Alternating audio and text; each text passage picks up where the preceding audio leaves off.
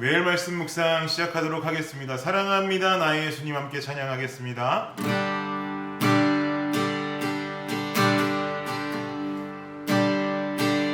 사랑합니다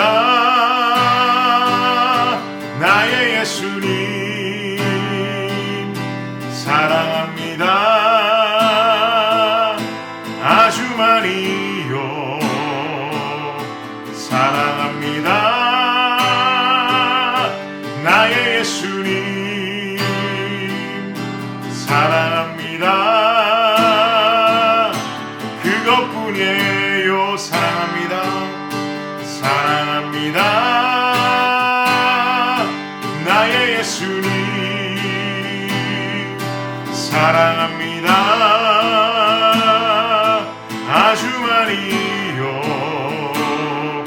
사랑합니다 나의 예수님, 사랑합니다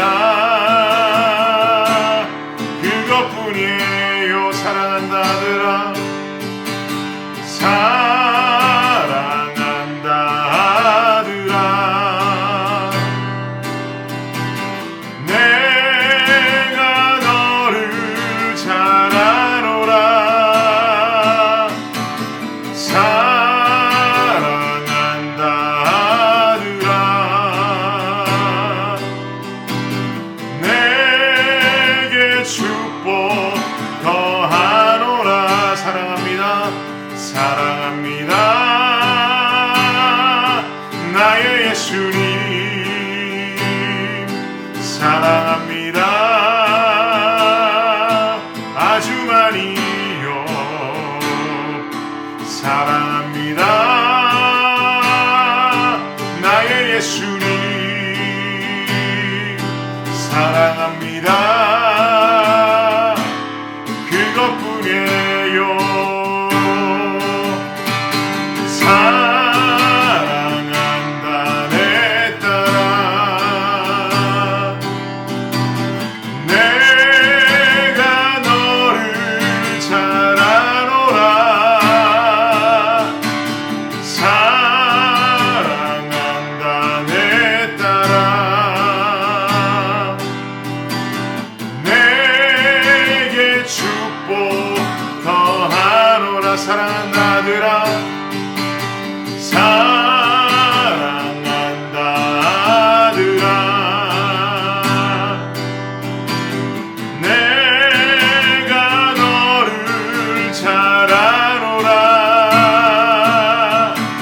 사랑한다 아들아, 내게 축복 더하. 사랑한다 내 딸아,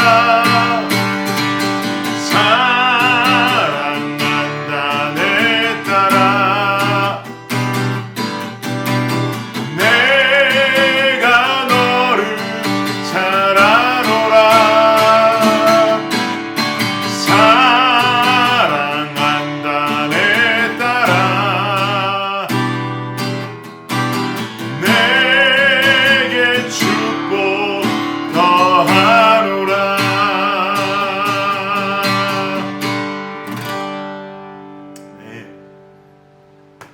이렇게 말씀 보도록 하겠습니다. 오늘 말씀 로마서 9장 1절부터 13절 말씀입니다. 로마서 9장 1절부터 13절 말씀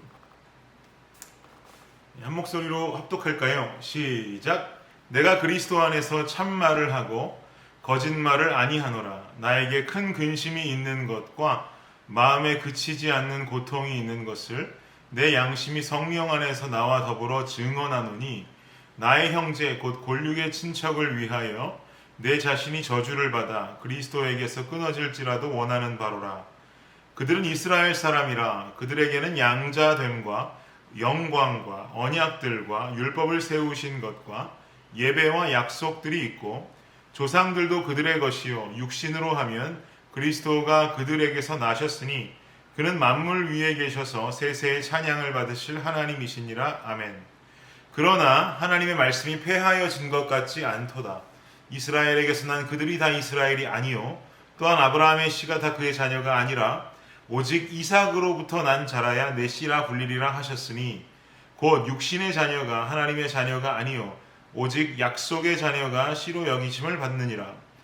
약속의 말씀은 이것이니 명년 이때에 내가 이르리니 사라에게 아들이 있으리라 하심이라. 그뿐 아니라 또한 리브가가 우리 조상 이삭 한 사람으로 말미암아 임신하였는데 그 자식들이 아직 나지도 아니하고 무슨 선이나 악을 행하지 아니한 때에 택하심을 따라 되는 하나님의 뜻이 행위로 말미암지 않고 오직 부르시는 이로 말미암아 서게 하려 하사 리브가에게 이르시되 큰 자가 어린 자를 섬기리라 하셨나니 기록된 바 내가 야곱은 사랑하고 에서는 미워하였다 하심과 같으니라. 아멘. 오늘 본문을 보면 사도 바울의 복음을 향한 열정과 열방을 향한 뜨거운 애정을 느낄 수가 있습니다. 1절부터 한 절 한 절 좀 살펴보도록 하겠습니다. 1절 말씀 우리 한번 한 목소리로 읽어볼까요? 시작. 내가 그리스도 안에서 참말을 하고 거짓말을 아니하노라. 나에게 큰 근심이 있는 것과 마음에 그치지 않는 고통이 있는 것을 내 양심이 성령 안에서 나와 더불어 증언하노니. 아멘. 사도 바울은 1절을 말하면서 강력하게 호소하고 있습니다. 나는 지금 그리스도 안에서 거짓말하는 것 아니라는 거죠. 그리스도 안에서 거짓말하는 것이 아니라 진실만을 얘기하는 것인데 그 진실이 무엇인가 하면 나에게 현재 큰 근심이 있다라는 것입니다.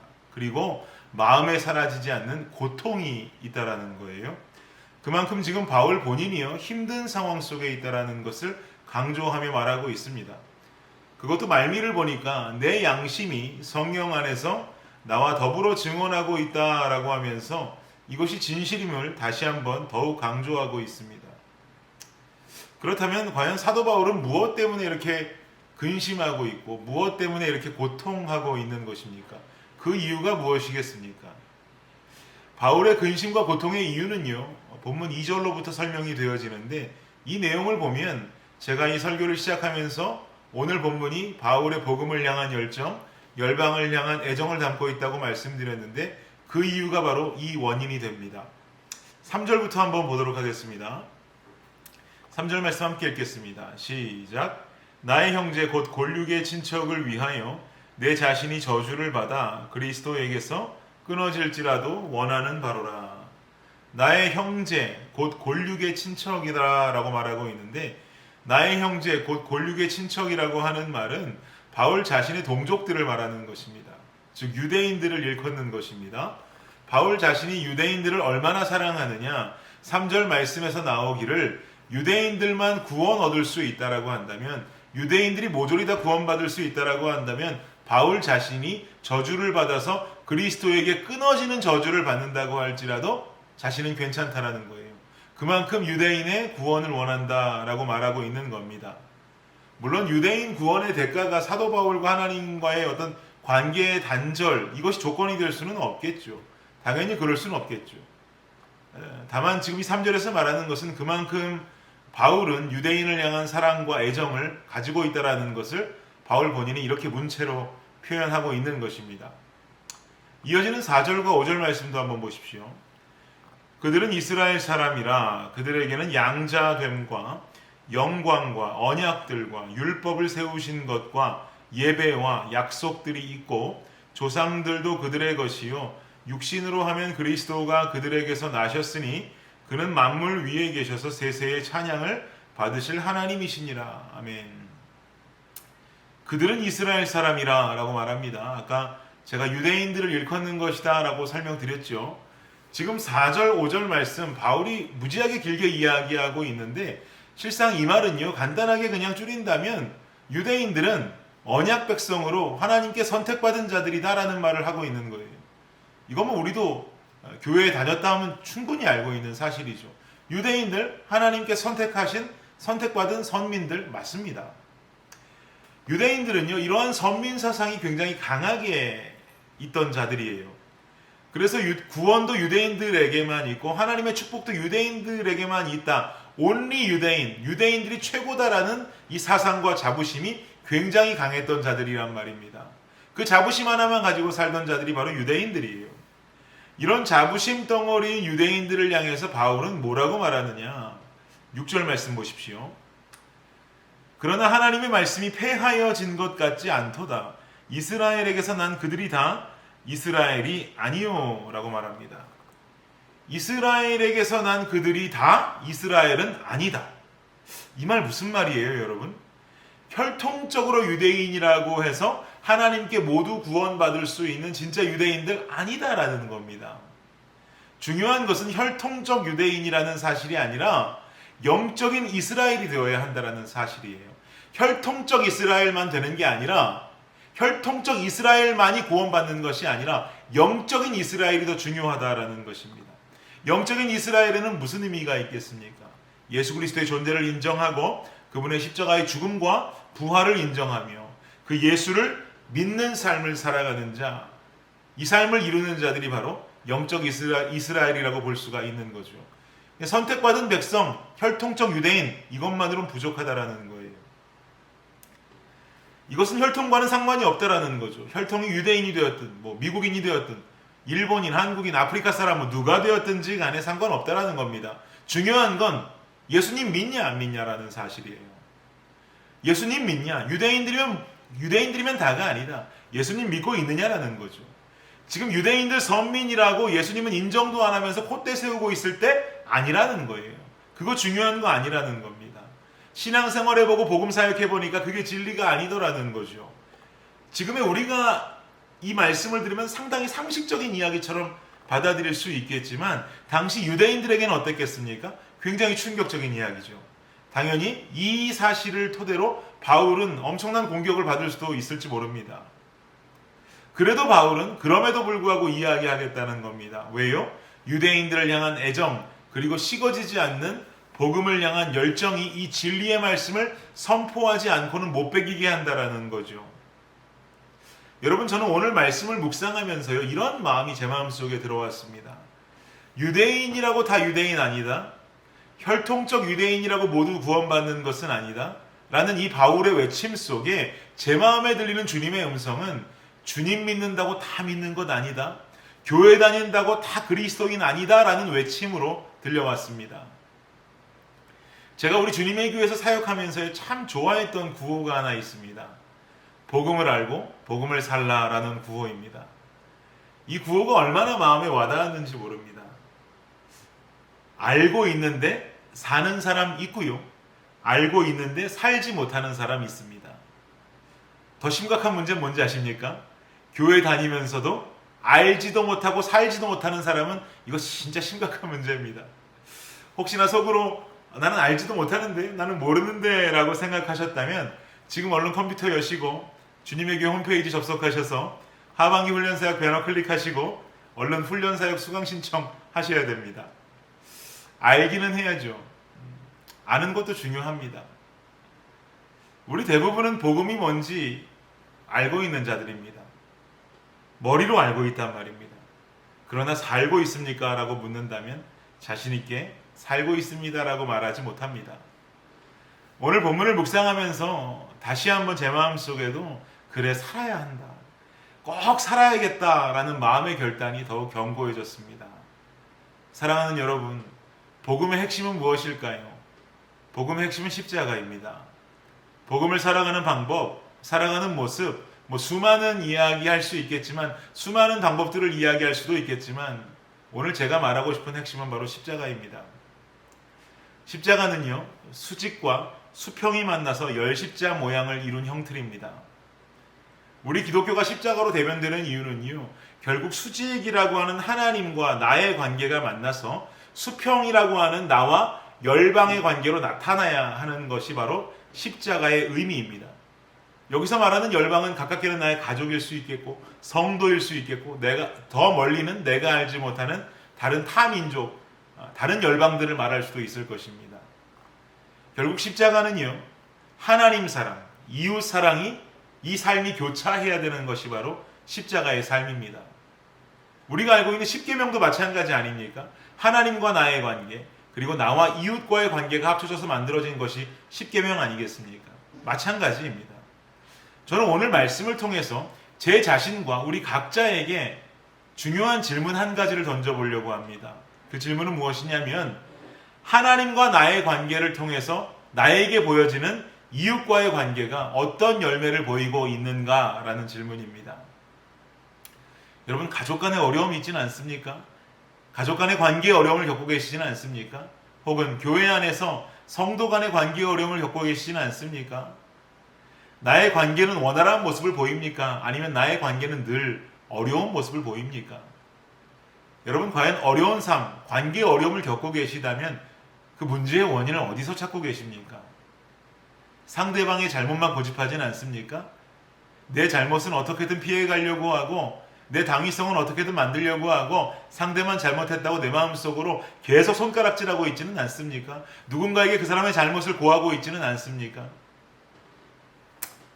여러분, 우리의 삶이 십자가를 향하는 진정한 복음의 삶이라고 한다면 관계의 문제를 대하는 그리스도인의 방식은 나와 하나님의 관계를 확인하고 돌아보는 것입니다. 이게 참 중요합니다. 더욱 주님 앞에 서는 것입니다. 더욱 하나님을 찾는 것입니다. 십자가의 수평의 그림을 완성하는 근본적 방법은요, 수직의 관계를 더욱 견고히 다지는 것입니다. 수직이 견고해야 수평으로 뻗어나갈 수가 있습니다. 수직이 없이요, 그냥 수평만 해결하려고 인간적인 관계로 수평의 관계만 생각하고 이것을 해결하면서 나가는 삶은요, 역시나 견고한 십자가가 될 수 없습니다. 왜요? 수직이 사라졌기 때문에 그렇습니다. 우리가 주님과의 관계를 견고히 맺고 주님 앞으로 더 가까이 나아갈 때 자연스럽게 해소되는 수평의 관계를 맛보아야 합니다. 그것이 십자가입니다. 여러분, 이것이 복음입니다. 이것이 복음을 살아가는 그리스도인들의 참된 모습입니다. 관계에 어려움이 있다면 수평적인 관계 안에서 그 사람을 손가락질하고 욕하고 혹은 수평적인 관계 안에서 인간적으로 해결하려고 해소하려고 고민하기보다 우리는 수직 되시는 하나님을 찾을 수 있어야 합니다. 나의 삶은 복음 앞에 더 견고하게 서 있어야 합니다. 나의 모습은 더 말씀 앞에 견고히 서 있어야 하고 나는 무릎으로 주님 앞에 더 가까이 나아가는 자가 되어야 합니다. 그래야 수평이 해결됩니다. 무조건 사과하고 용서만 하라는 것 아닙니다. 수직으로 내가 주님 앞으로 더 나아가다 보면 수평적인 문제에 있어서도 상대가 긍휼함으로 바라보이게 되고 상대방의 마음을 인정할 수 있게 되고 그 마음을 읽을 수 있는 은혜들이 생기게 되더란 말입니다. 그러면 자동으로 수평의 관계가 해소될 수가 있는 것입니다. 다시 말씀드립니다, 여러분. 이것이 십자가의 삶입니다. 이것이 복음입니다. 이것이 복음을 살아가는 그리스도인들의 참된 모습입니다. 그리고 이것이 바로 혈통적 이스라엘만이 아닌 영적 이스라엘 모습이 되는 것입니다. 주님이 이 시대에 이러한 영적 이스라엘을 찾고 계십니다. 저와 여러분이 그 사람 되기를 축복합니다. 기도하겠습니다. 하나님, 감사합니다. 유대인이라고 다 유대인이 아니고 그리스도인이라고 해서 다 그리스도인이 아니고 교회 안에 있다고 해서 다 주님 믿는 자들 아닌 것 같습니다. 주여, 알고 사는 자 되게 하여 주옵소서. 알고도 살지 못하는 자가 아니라 알고 잘 사는 자 되게 하여 주옵소서.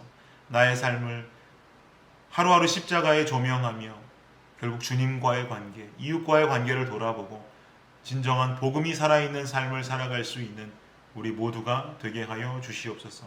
오늘 하루 그 삶을 실천하며 주님 앞에 몸부림칠 때에 아버지의 도우심을 간구합니다. 주여 도와주옵소서. 예수 그리스도의 이름으로 감사하며 기도드립니다. 아멘.